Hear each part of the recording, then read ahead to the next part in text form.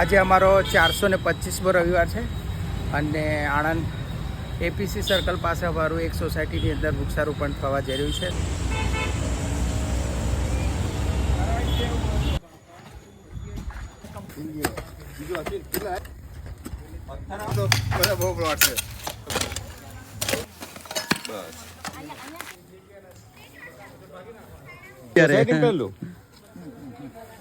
ગણપતિ બાપા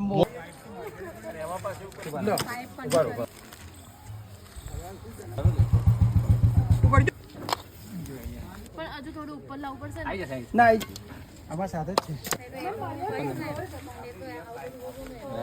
છોડ મરણ છોડ It will give you greenery. Grow one plant each day. Thank you.